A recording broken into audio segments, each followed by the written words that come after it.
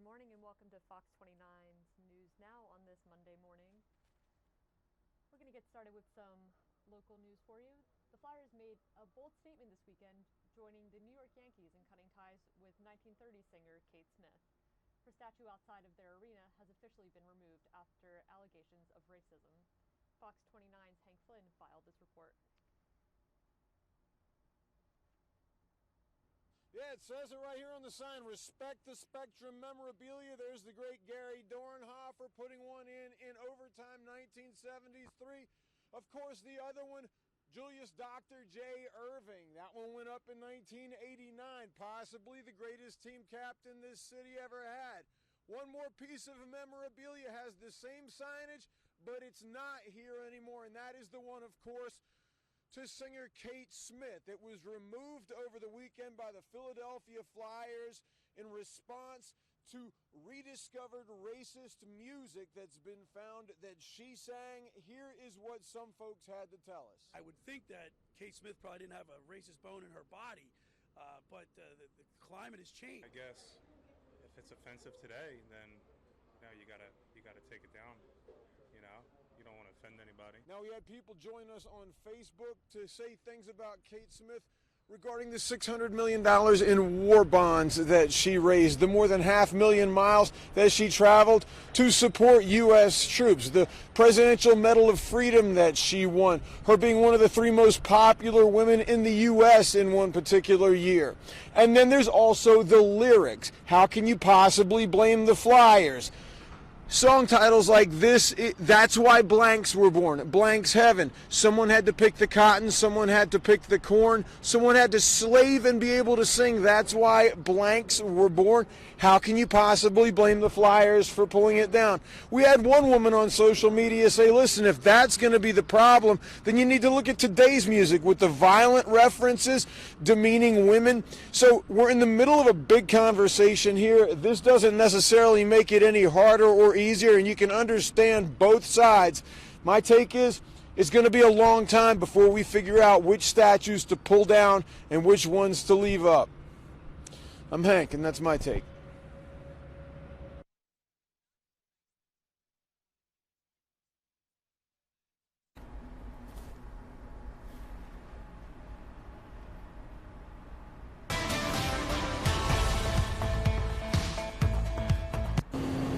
Police are looking for a driver who fled the scene after causing a 6-car crash that killed 2 people and left 5 others hurt this weekend. It happened just before midnight on Saturday in Philadelphia's Bustleton neighborhood. Police say a driver in a Chevy Camaro crashed, starting a chain reaction involving 5 other cars. They say the driver of the Camaro was then picked up and fled the scene in a white Lexus. If you know anything about that driver, call Philadelphia police.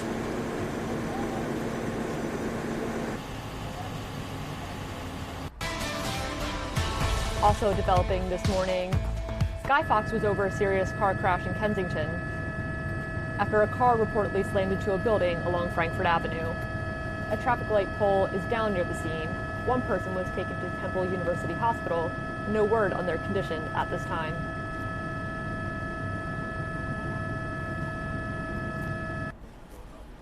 And over on North 22nd Street, it was a violent Easter night in the city. Philadelphia police are investigating 2 shooting incidents that took place within hours of one another, leaving 6 victims. Just after 10:30 last night, officers responded to a double shooting at North 22nd Street and Cecil B. Moore in North Philadelphia. They say 2 men were sitting in a car when they were both shot in the chest. 14 shots were fired from a semi-automatic gun. A victim in his late 20s, early 30s was taken to Temple University Hospital, where he later died. A second victim, 27 years old, is in critical condition at Hahnemann.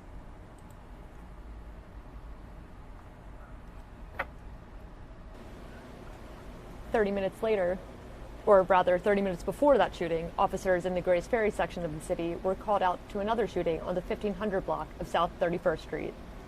Investigators say 4 people were shot.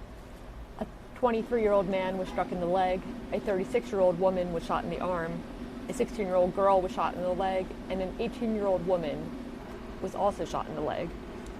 All 4 victims are stable at Penn Presbyterian Medical Center.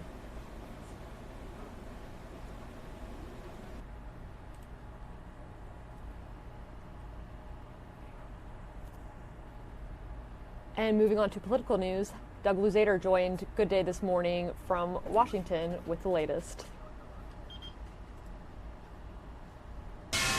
All right, 11 minutes past 7 o'clock. Well, Democrats, some have a big decision to make whether to attempt the impeachment of President Trump. And this follows last week's release of the Mueller report. Well, Doug Luzader's back after a week off. Right. Nice of you to show up here. You didn't miss anything big. Come on. I'm sorry, what's that? I said you didn't miss anything big at all over the past week. Yeah, that's right, I know. It took the week off when the Mueller report came out. Good timing. But yeah, listen, this was obviously a big deal. Democrats have a tough decision to make strategy-wise here. Do they really press this idea of impeachment and try to remove the president from office, or do they focus on defeating him in 2020? President Trump returning to Washington yesterday after spending the Easter weekend in Florida. And almost immediately, he took to Twitter. How do you impeach a Republican president for a crime that was committed by the Democrats? Make America great again. That appears to be a reference to the origins of the Robert Mueller probe that largely cleared the president of collusion allegations with Russia during the 2016 election, but left open the question of obstruction of justice. Later today, House Democrats, led by Speaker Nancy Pelosi, will discuss whether to move forward with impeachment. I think it's a very difficult decision, and we're going to have a caucus about this over the next couple weeks to try to figure out what the best course is. But this will be a lengthy process. Democrats will want to hear from Mueller and get an unredacted copy of the final report. And the question of impeachment is not easy for them to answer. Do you think this is impeachable? Yeah, I do. And given the numbers in Congress, removing the president from office would require a big buy-in from Republicans, which seems extraordinarily unlikely. And White House officials brush aside any suggestion that the president will be forced from office. He's staying in the White House for 5.5 more years. Why? Because they found no crime, no conspiracy. That was the central premise. Now, this is going to be a big issue, obviously, out on the campaign trail. There's one Democratic candidate, Elizabeth Warren, who was already coming out in favor of impeachment. Others are more cautious. And Democratic leadership, Nancy Pelosi, Steny Hoyer, they're kind of cautious about going down this route as well because, yes, you can impeach him in the House, but then removing the president from office requires a lot of Republican support in the Senate. And right now, that just ain't going to happen. And just doesn't that circle the wagons? I mean, our president's strong supporters would just, bolster his campaign for re-election even more. I would think. To try to combat it. It's risky. Yeah, I mean, there's that danger of overreach on the part of Democrats. And look, Democrats have an opportunity to perhaps weaken the president through these investigations and then maybe go on to defeat him in 2020. So, I mean, there are all kinds of different ways you can play this out. Doug Luzader, I don't know that I took you for a Mickey Mouse guy when you go on vacation. Oh, geez. Listen, the reason I'm back to work today is because I have to work now well beyond my retirement age because we just went to Disney last week. That's right. You just got the bill, didn't you? $6,000. Just got my wallet vacuumed. Well, we had a great time. Yeah, it looks like the kids had a great time. And moving on to business news. Attention parents, if your kid's car seat is in rough shape, we've got good news for you. Fox Business's Tracy Carrasco joined Good Day this morning with more. All right, so Target's car seat trade begins today, this morning, as a matter of fact. So you bring in a car seat that you're not using anymore, and then you get items or a discount. Let's ask Tracy. What do you get in return, Tracy? You get a 20% coupon off of a new car seat, a new booster, a new harness, even some other baby gear like a new stroller, a new swing. So, yes, they are doing this. This is all in honor of Earth Day, which, as you said, the event starts today, goes through Saturday, May 4th, and you are able to turn in any old, even broken, expired car seat, and then you're going to get that coupon. You can use that coupon through Saturday, May 11th. So Target says since they have started this program in 2016, they've recycled some 500,000 car seat and 7.4 million pounds of recycled material. So they take all your car seats, take them to Waste Management, deal with it for you, whether it's been in your basement, in your garage, you need to get rid of it, your child has outgrown it. here's a good way to get rid of it, and you get something in return. Whether you can use that coupon or maybe you know someone who could use that 20% off coupon, it's a win-win. And it also, for Target, gets you into their store. And as you know, Tracy, there is that. Once you go in, your money goes out. Because there's always something that you see that you didn't know you wanted until you go in there. Especially right in the beginning, in the front, when they have those, like, the cheaper ones that are seasonal, the little items. That gets me every time. Candles and you know what, Tracy? I had a meltdown yesterday. I left my apartment and I go across to the Target across the street because that's where I get my coffee. That's where you get everything, the Target across the street. It was closed because of Easter. The Target was? My Target was closed. I panicked. I ran around the parking lot by myself. Where'd you go then for the coffee? I had to walk down to another corner to an actual coffee shop. Ooh. Yeah. Technically, isn't there a Starbucks that's closer to you than the actual Target? Tracy, there are two coffee shops that are similar, is what I'm saying. Okay, they're across the street from each other. But one of them is close. You have to pass the one to get to the one in Target, is what I'm saying. Because there's a long line at this particular coffee shop. Are we not allowed to say the name? Starbucks. Out the door. So I go across the street because people don't know there's a Starbucks inside the Target that doesn't have anybody. They do now. Yeah, it's true. Yeah, they're watching, so now they know. You know, there used to be a secret Starbucks in the building where the hockey store is at 47th and 6th. Did you know that? It's still there. It's still in there? No. Yes. Oh, you found out. You found it. Yeah. Maybe it's not so secret anymore. It's not the one on the corner. It's you go back underneath the overhang. Yeah, inside the building itself. Yeah. It's still there. Yep. Oh, that's good to know. Maybe we should go visit it sometime. You could really miss it. I'll see you tomorrow, Tracy. I'm coming up.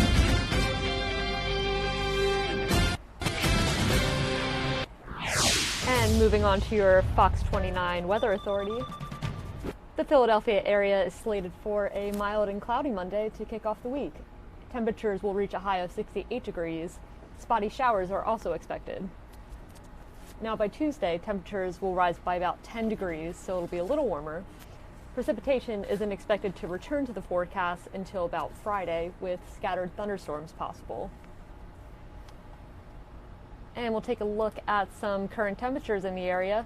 Have 50 degrees in Mount Pocono, 62 in Allentown, 61 in Trenton, 62 in Toms River, chillier 56 degrees in Wildwood, and 64 degrees in Wilmington.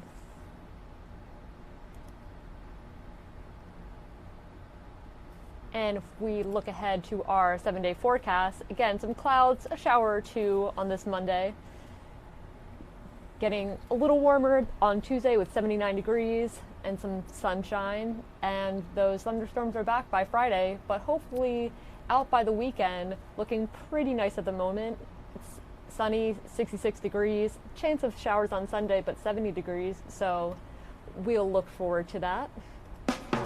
And don't forget to download the latest version of the Fox 29 Weather Authority app to have the latest forecast right at your fingertips.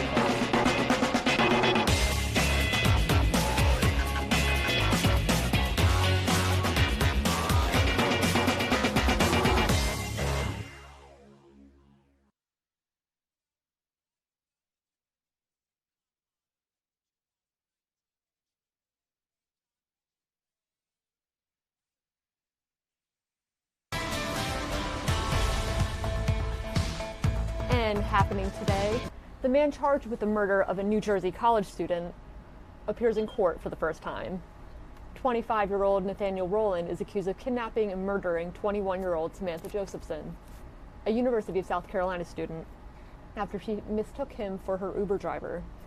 His court appearance is set for 9 a.m. this morning in a Columbia courtroom. Josephson was from Mercer County, New Jersey, and was set to begin law school at Drexel University this fall. Since her death, her parents have begun the fight for stricter rideshare laws.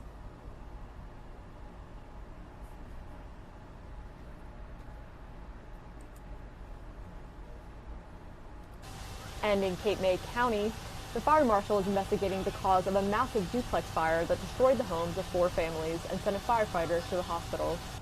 Flames erupted just after 5 o'clock yesterday morning on the 200 block of 75th Street in Sea Isle City. 2 duplexes housing 4 residential units were engulfed in flames. Only one family was there at the time, and everyone made it out safely. A firefighter was taken to the hospital with minor injuries. A neighbor who lives only feet away recalls waking up to a terrifying scene. Huge fireball. It was unbelievable. It seemed like it was reaching over to the house behind it. A huge orange ball. And it just was blowing. I don't know how. I don't know what started or anything. They said if it had happened yesterday or the day before, the way the wind was blowing, the whole block would have gone.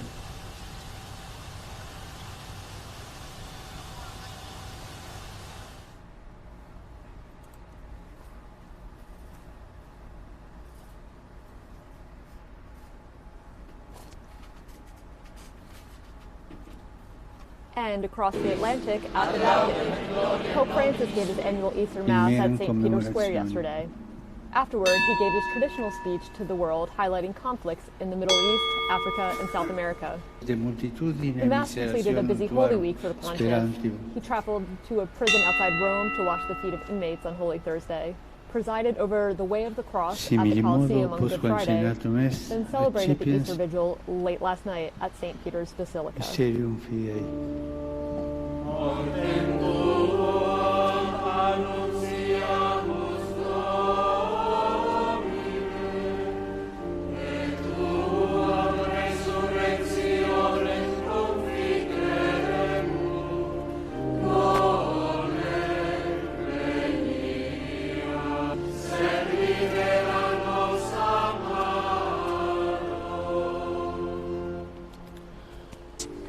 Celebrate. And in France on Easter Sunday, it felt a bit different. After the disastrous fire tore through the historic Notre Dame Cathedral a week ago, Easter services were moved to St. Eustache Church, where worshippers honored the firefighters who managed to save the iconic cathedral. They also prayed for a swift reconstruction. The rebuilding process is expected to take several years and will cost more than $1 billion.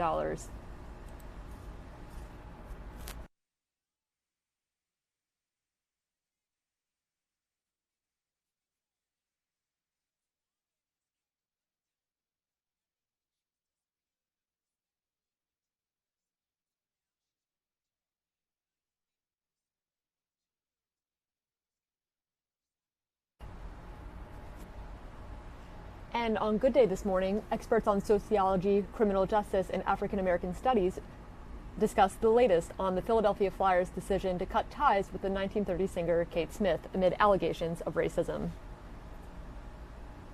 About the Flyers? Yeah, the Flyers make a bold statement. This is coming after the New York Yankees made theirs in cutting ties with singer Kate Smith. Yeah, her statue's gone. Been removed after allegations of racist lyrics in some of her songs from back in the day. The team often used her rendition of God Bless America.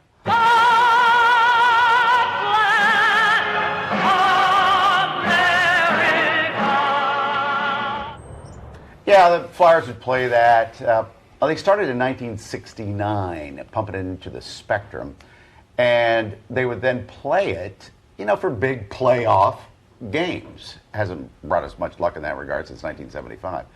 So, Kate Smith died in 1986.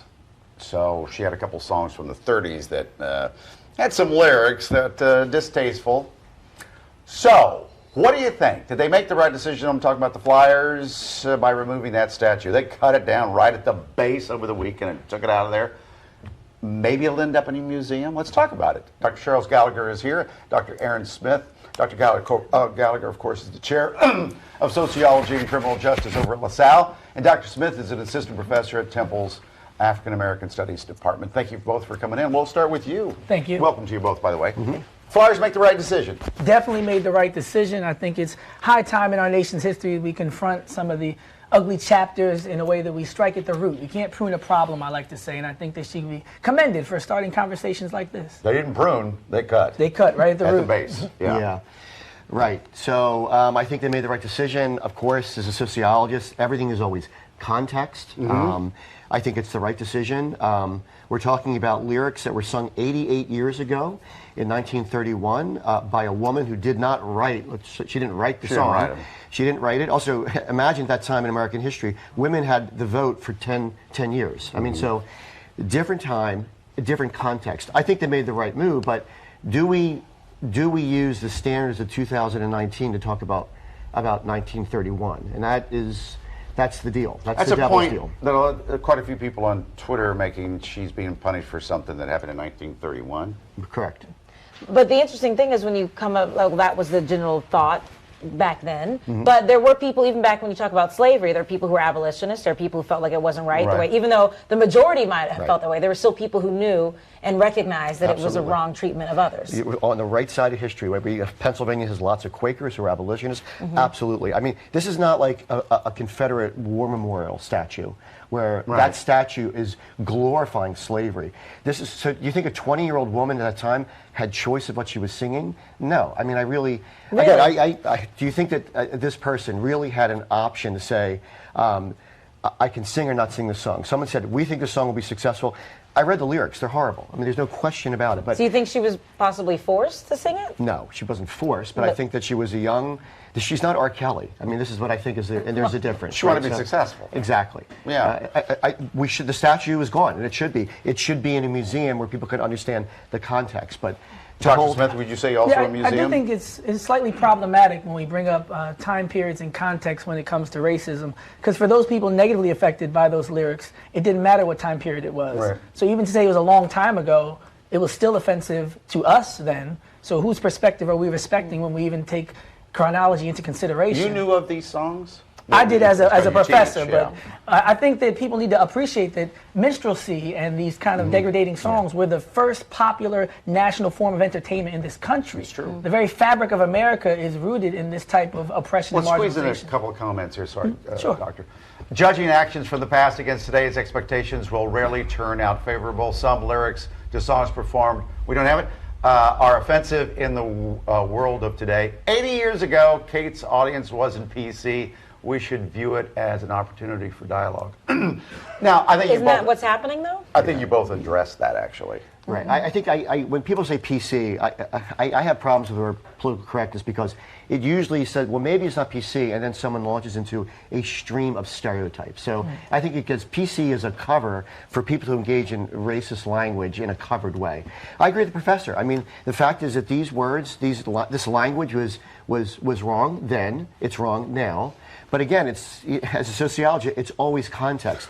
I'm not justifying, but it is context. We got a couple of tweets, should we blow up the Mount Rushmore because some of our presidents have slaves? Yeah, one of them mentioned Thomas Jefferson. We actually got this morning. They're saying, should we not have, should we blow the Jefferson Memorial, Washington Monument? I mean, they owned slaves. So, what do you think about that? Where do you draw the line? I think that's a good question because when they were removing the Bill Cosby bust from Disney, I was just wondering how consistent we were going to be with our monuments, and I think that we do have a lot of reparations and reconsideration of what we exalt. I think a museum is a great place to put these things, to have an honest discussion about the context. Absolutely. But I think in terms of the world as it stands, we do need to uproot a lot of what has been done in order to properly grow a generation of people who really appreciate other people. I agree. The problem is that racism is so embedded in every single institution in the United States. It's almost like the thought of just getting started is just problematic. Thank you both. Thank you. Thank you. I'm sure this will continue to be a discussion. Also on Good Day this morning, recycling seemingly used to be a no-brainer. These days, it's not so cut and dry. This Earth Day, Mike and Alex went head-to-head to find out what really belongs in the blue bin.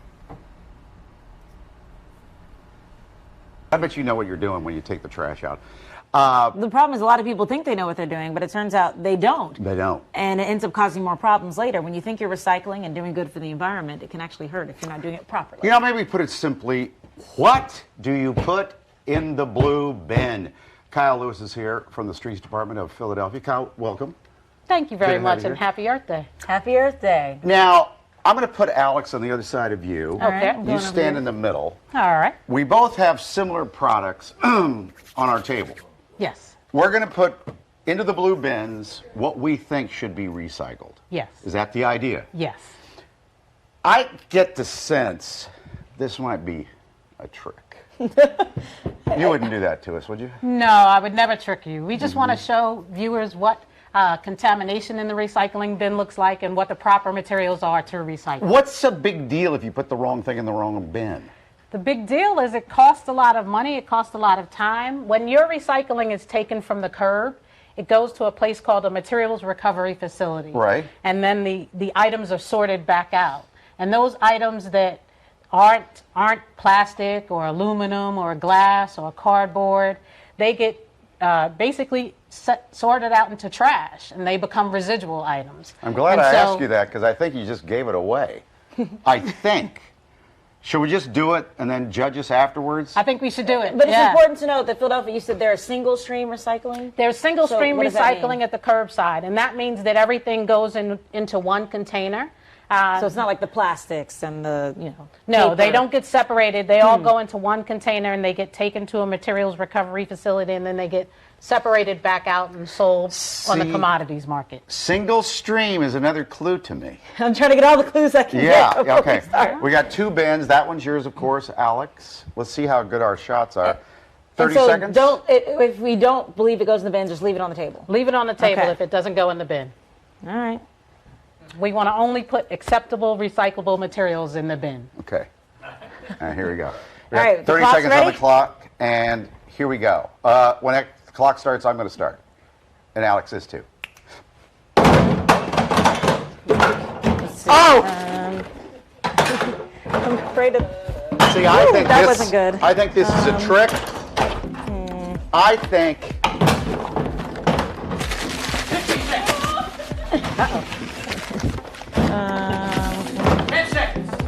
Did you just put everything in there, really? I think that's the trick, that it all goes in. No, this is cardboard. All right, I got nothing left. I say everything on the table should have gone in there. Everything does not go into the bin. Oh! Everything does not go into the bin. We had plastic bags on the table. Plastic bags never go into the bin. I thought you melted it. Because everything that has a recycling symbol is not recyclable at the curbside. Everything is not acceptable curbside. It says recycle on it.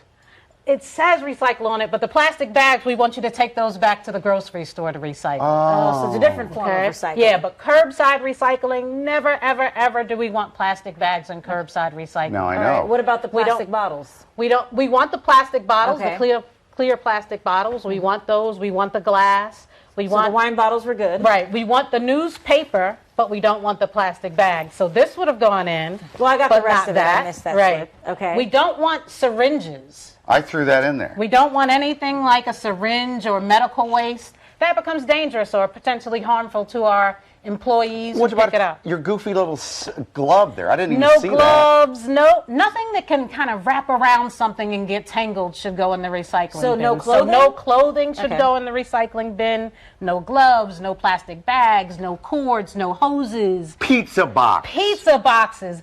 Only the top, if it's clean, should go in the recycling there's bin. pizza in there. So rip it The off. greasy pizza, rip it off, exactly. The greasy pizza box should not go in the recycling bin either. What about other cardboard? Because I had a box of Girl Scout cookies. I made sure there were no cookies in it, but I put that in there. Exactly. Make sure there's no food waste in it. But it still And no works. cookies in it, and that I have a Girl question. Scout cookie box goes in, yes. Where can we get these blue bins? You can get those blue bins at any of our citywide locations. We have 6 sanitation convenience centers as well as parks and Are recreation they centers free? who give out bins. They are free.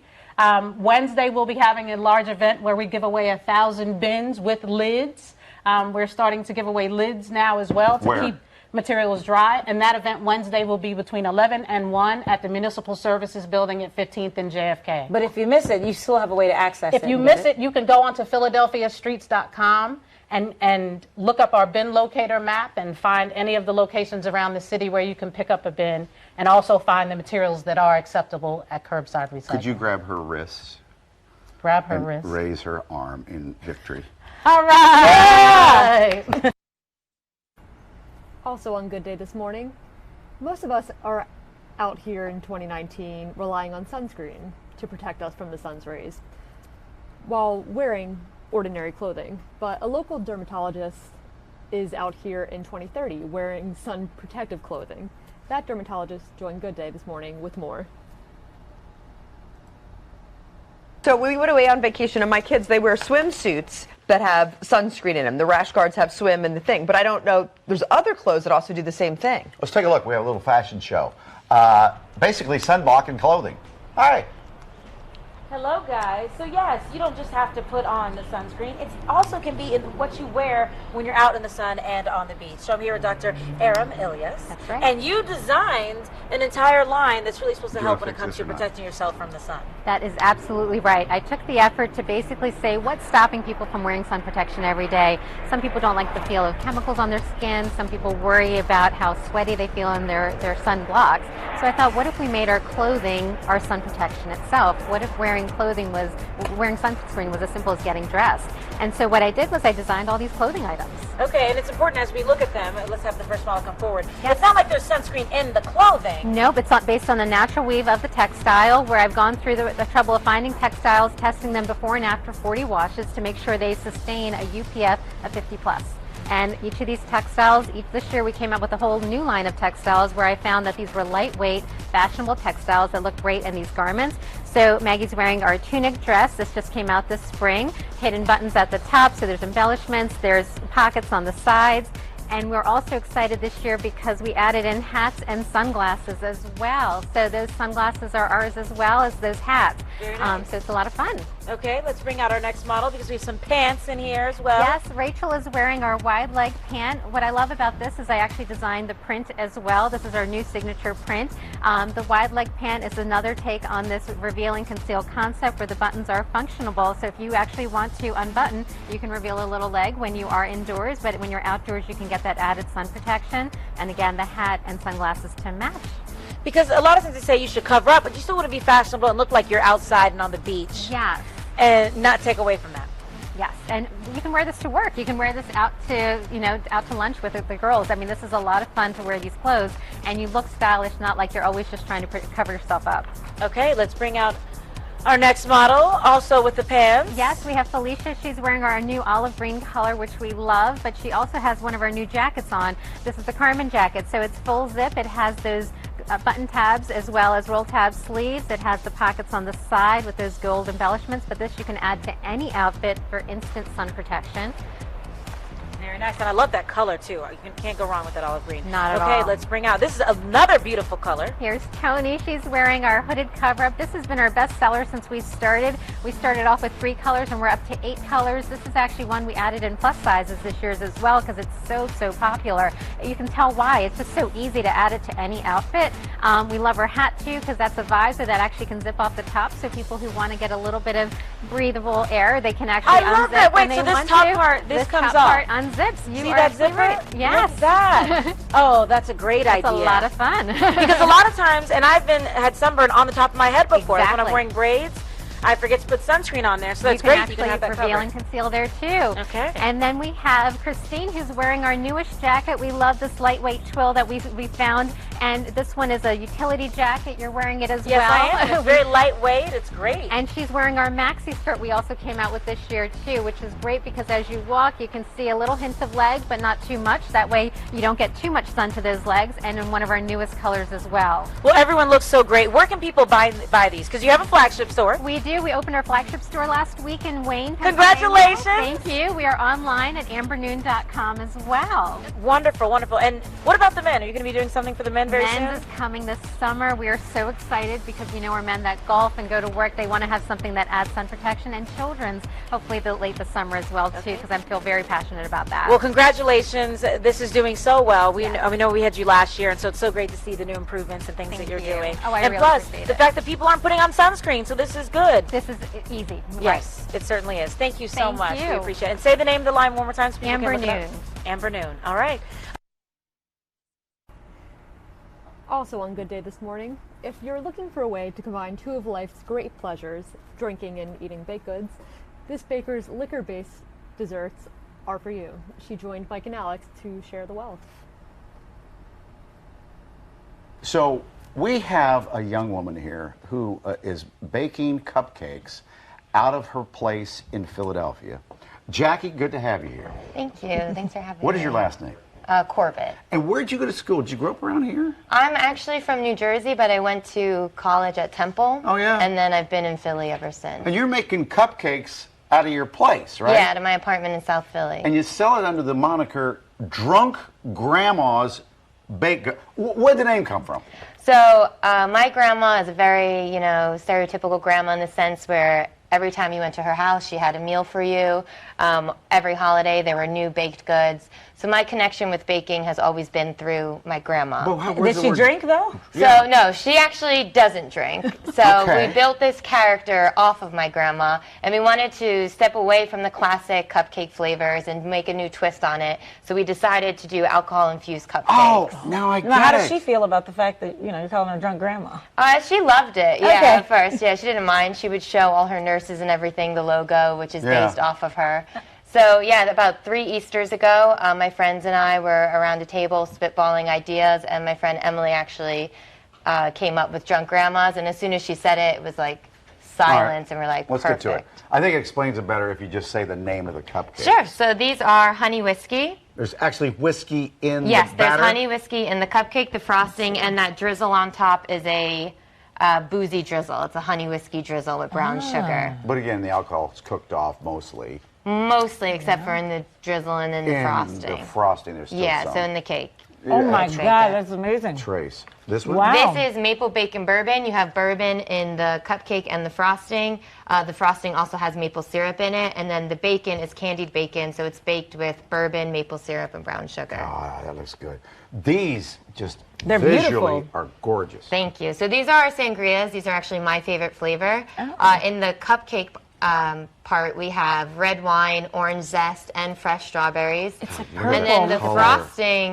frosting has red wine in it, and that rich purple color is actually natural. We use freeze-dried blueberries that I blend up into a powder, Great and we idea. put in the sugar. And it's you do all topped this with in your apartment? Yes, I do all of it in my apartment. These look like little margaritas. Yes, that's exactly what they are. They're margaritas. There's tequila and fresh lime juice and zest in the cupcake and in the frosting, and it's sprinkled with lime zest and sea salt. Hold on, Jackie. You may have hit onto something here. These are good, you guys. You I'm could telling maybe franchise this thing.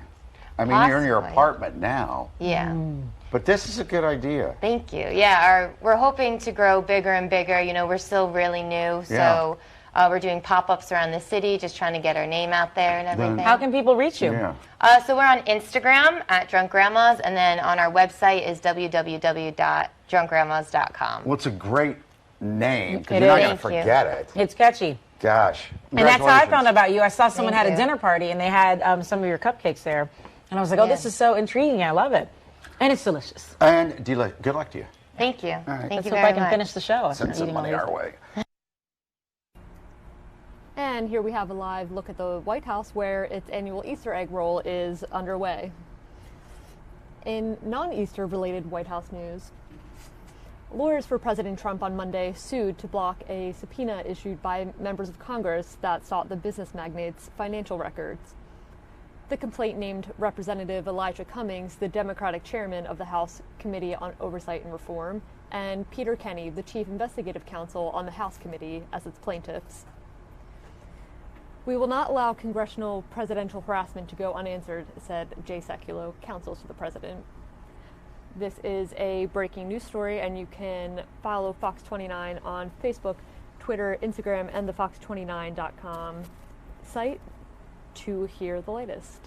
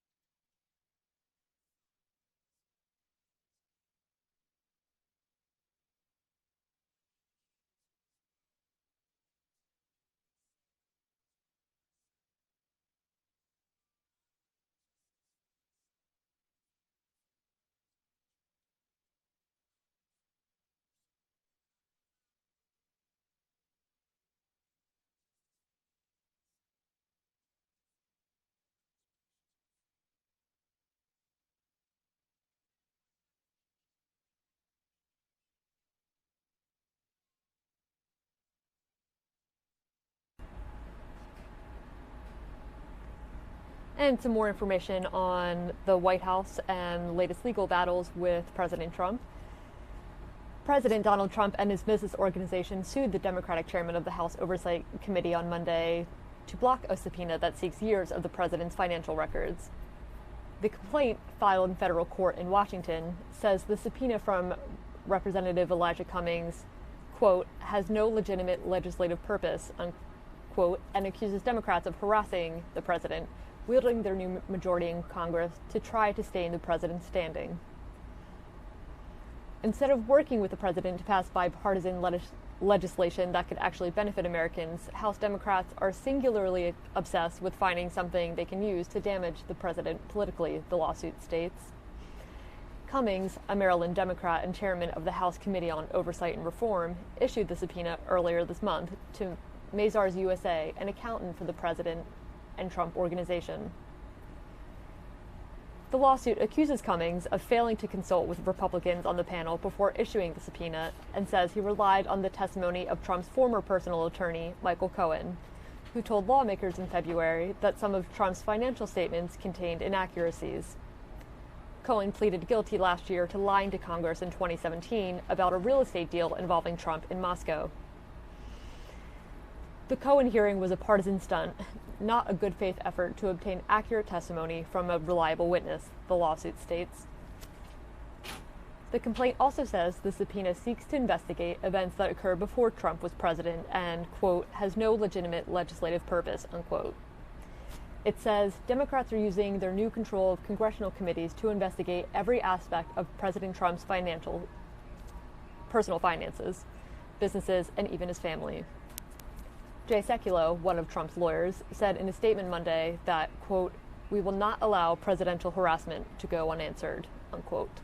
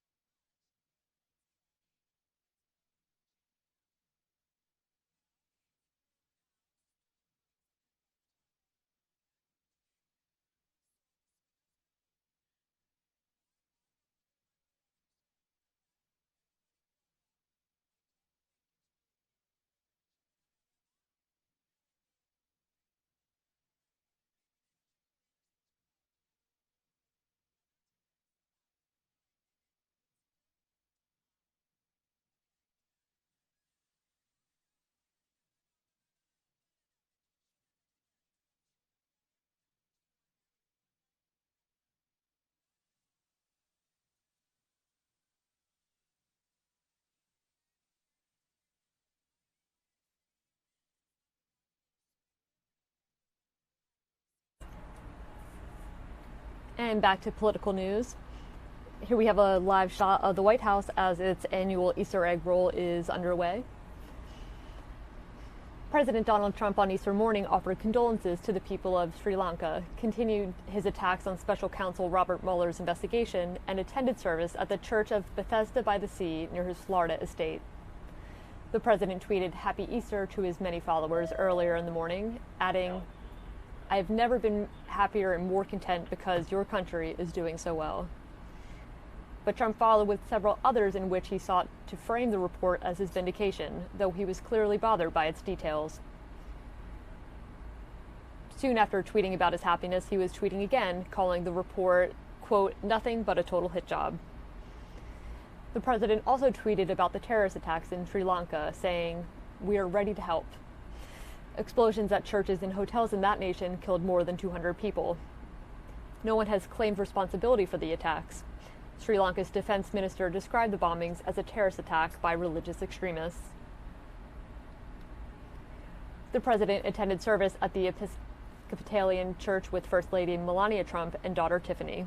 It's the same church where he and the First Lady were married back in 2005. Happy Easter, everybody. Have a great day, Trump said upon his arrival at the church. A lot of great things are happening for our country. The Reverend James Harlan encouraged the congregation to continue learning in life and in their faith. Let's make sure we're not being old dogs, unable or unwilling to learn and see something new.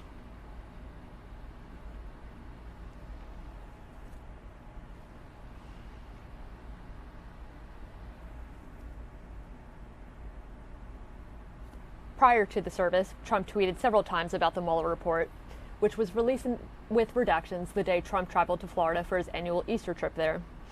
He golfed with conservative commentator Rush Limbaugh during his stay and time and again returned to tweeting about the report.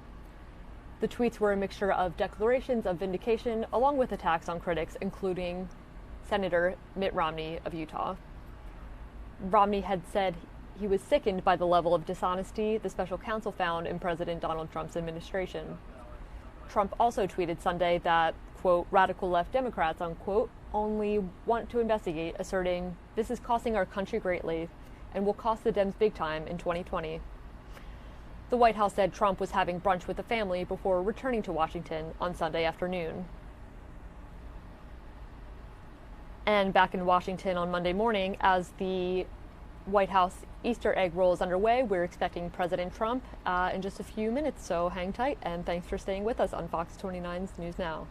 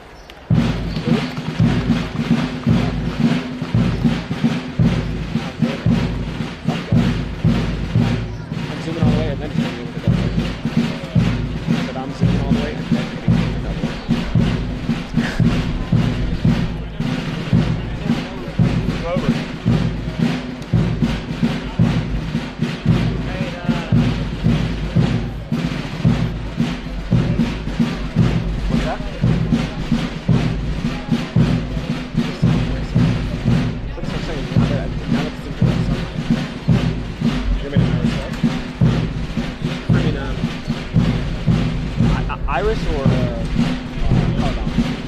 I feel like colorbound.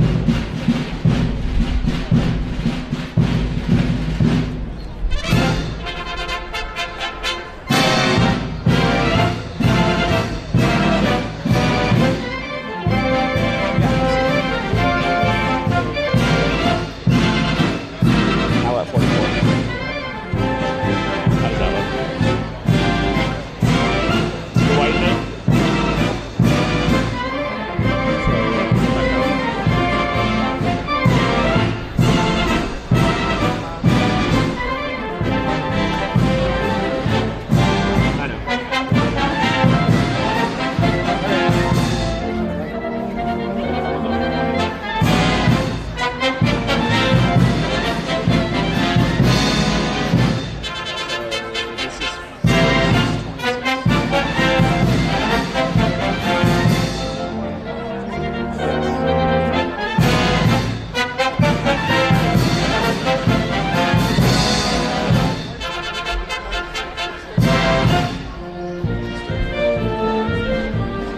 might just be the sun.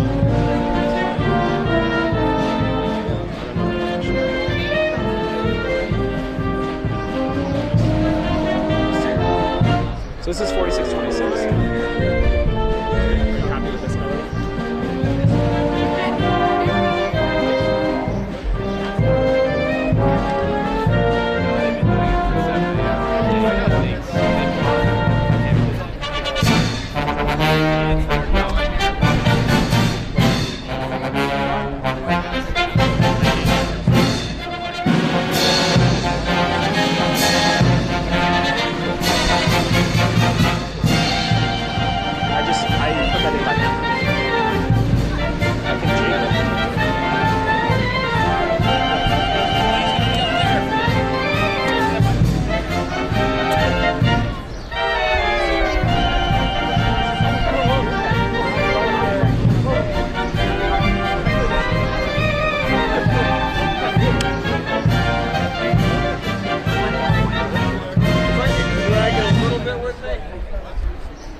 Might need to move a little bit because I got to get over there.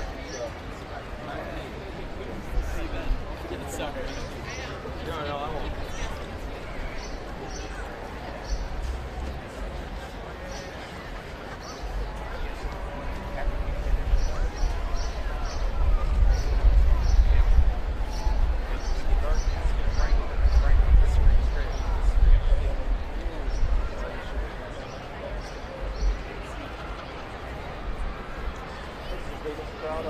It would just be my come out of power couple today.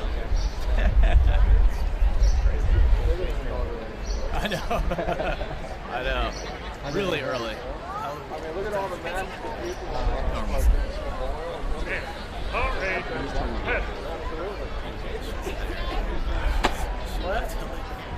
and those are just people that can't get in.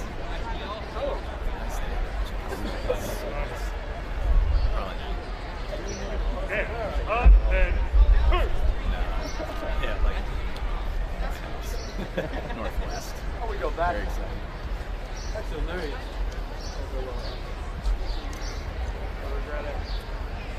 The color balance? You're on either the Bravo or Auto, so just tip it one towards you, like on this thing, and then it should unlock.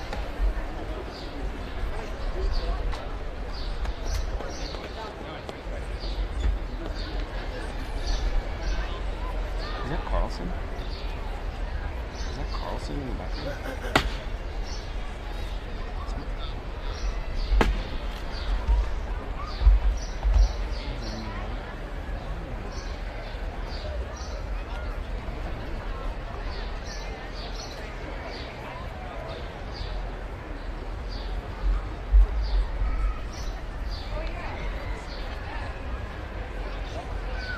I'm gonna step up.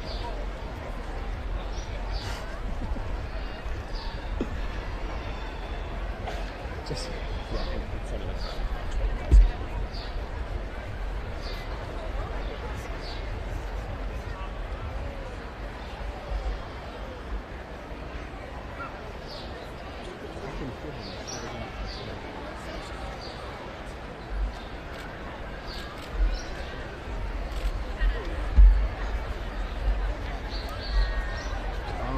Yeah, he's sitting behind the camera. What's that? On the stool? Just make sure it's locked. I've broken a crash. On the hill. Oh, 300 pounds. Sweet.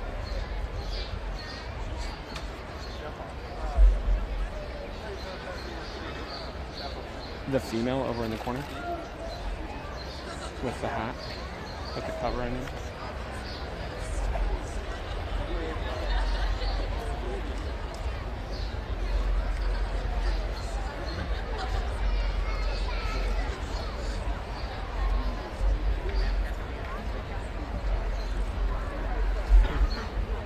Kelsey, is yours a telephoto lens?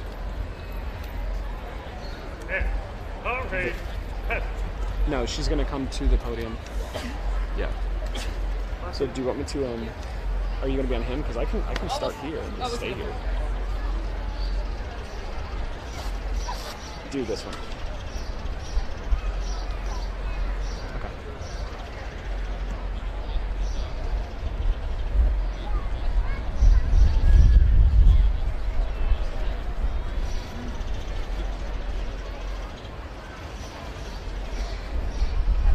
Y'all, it's such a pretty day out.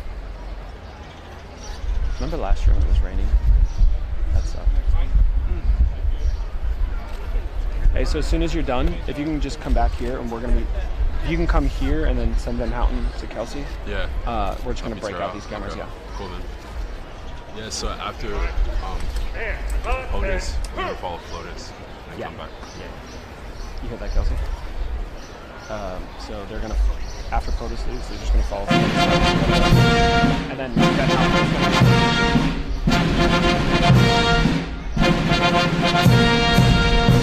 Ladies and gentlemen, the President of the United States and Mrs. Trump, accompanied by the Easter Bunny.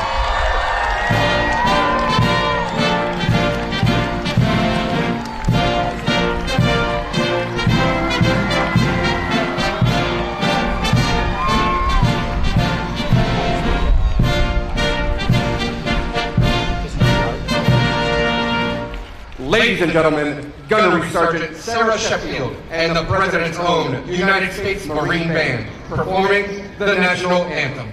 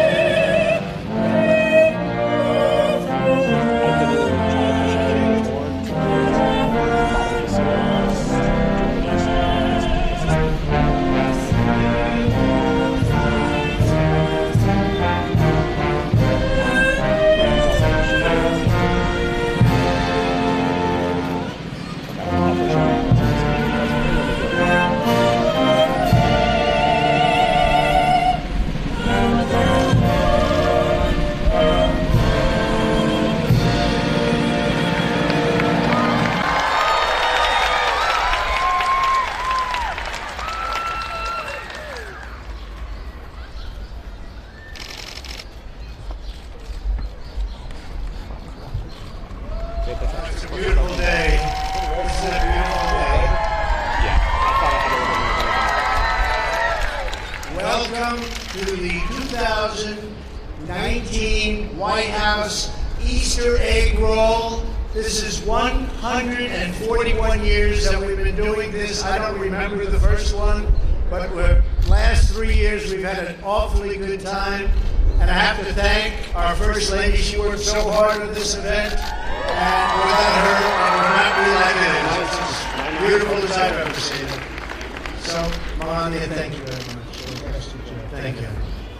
I also want to thank the White House Historical Association for the incredible job they do. They work with the First Lady and all of us on just making the White House and keeping the White House a special place. It is, to me, the most special place. There can't be anything like it. And we take it really very seriously, and it's in great shape, that I can tell you. It's in great shape. Also, our incredible Marine Corps band. Thank you very much. Beautiful. What do you need to say about you? And a group of people that do a wonderful job. I love them. I know they like me too. It's the egg farmers of this country, the egg farmers. And they brought thousands and thousands of eggs. I don't know if you can use them all, but I have a feeling with these young, very ambitious children, they're going to find a reason. They'll be gone. They'll all be gone. And maybe most importantly, I want to wish everybody a very happy Easter. Our country is doing fantastically well, probably the best it's ever done economically. We're setting records on stock markets. We're setting records with jobs, and unemployment numbers are the lowest they've ever been. 50 years in many groups, in historically the lowest numbers we've ever had.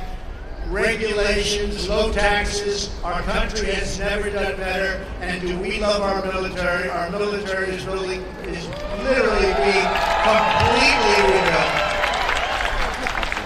We are completely rebuilding our military. It was very depleted, as you know. A lot of the military folks can tell you, and it is being rebuilt to a level that we have never seen before. All with great product, the best product in the world. And you know where it's made? In the USA. That's where it's made.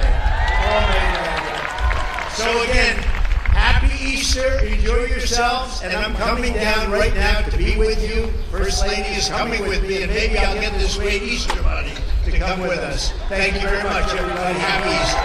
Thank you. Thank you very much.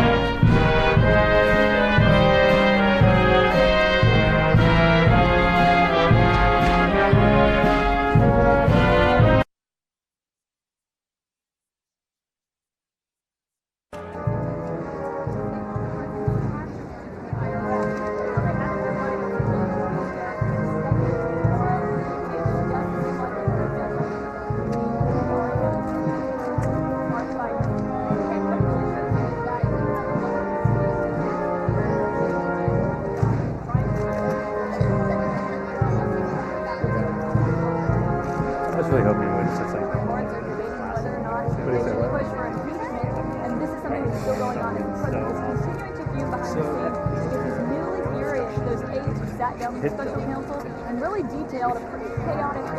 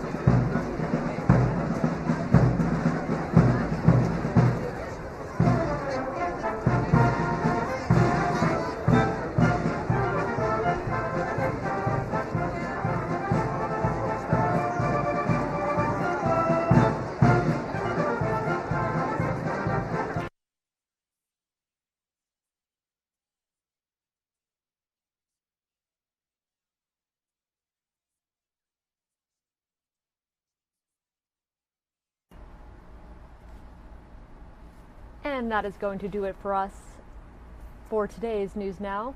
Thank you for joining us, and be sure to join us again tomorrow morning, same time, 10 a.m.